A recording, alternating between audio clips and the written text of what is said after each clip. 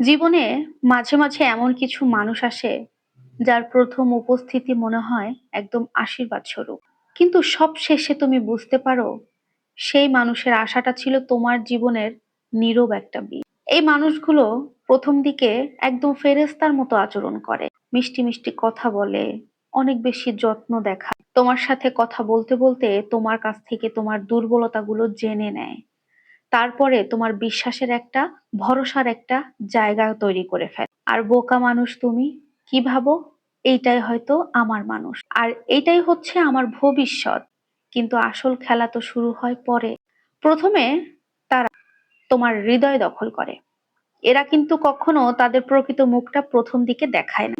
শুরুর দিকে তারা দেখাবে কোমলতা, আদর, যত্ন। এই সবকিছু কিন্তু তারা করে একটাই কারণে, তোমাকে তার কন্ট্রোলে নেওয়ার জন্য। তারা ধীরে ধীরে তোমাকে তোমার পরিবার, তোমার বন্ধু, তোমার ক্যারিয়ার সবকিছু থেকে আলাদা করে ফেলবে। তোমার পৃথিবীটা ছোট হতে হতে, একে ওকে ছাড়তে ছাড়তে শুধুমাত্র তাকে কেন্দ্র করেই কিন্তু দাঁড়িয়ে যায়। কিন্তু তুমি কিন্তু তখন বিন্দু পরিমাণ বুঝতেও পারো না যে এটাই তোমাকে ভাঙার ছিল প্রথম ধাপ।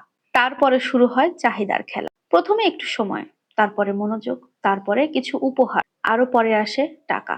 এভাবেই কিন্তু সম্পর্কটা লেনদেনের মাধ্যমে বদলে যায়। তুমি দিতে দিতে ক্লান্ত, কিন্তু সে নিতে নিতে অভ্যস্ত। যেদিন তুমি আর দিতে পারো না সেদিন সে হারিয়ে যায়, যেন সে তোমার কখনো ছিলই না। এবং তারপরে শুরু হয় তোমার ভাঙন। আর সে চলে যাওয়ার পর যা থাকে, আর সে চলে যাওয়ার পর যেটা থাকে সেটা হলো তোমার ভেতরে প্রচুর শূন্যতা, নিজেকে দোষারোপ করা, হতাশা, কখনো ভুল পথে হাঁটা, আর বিশ্বাসটাকে হারিয়ে ফেলা। যাকে আপনি আপনার জীবন মনে করেছিলেন, একটা সময় পর সেই মানুষটাই হয়ে যায় আপনার জীবনের সব থেকে বড় একটা ভুল। সর্বশেষে কি থাকে জানেন? একটা আহত আত্মা।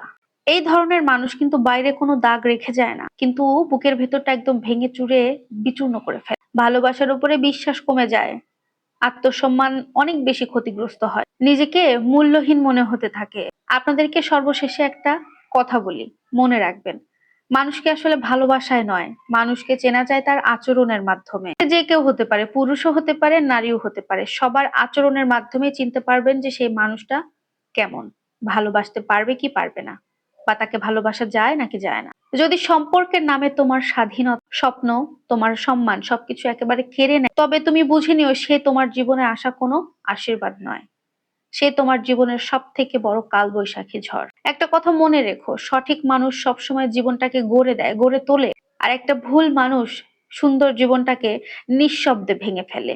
তাই ভালোবাসার জন্য মানুষকে সিলেকশন করতে গেলে অবশ্যই তার ভালোবাসা বা অন্য কিছু দেখে নয়, তার আচার আচরণ এইগুলো দেখে তাকে সিলেক্ট করো।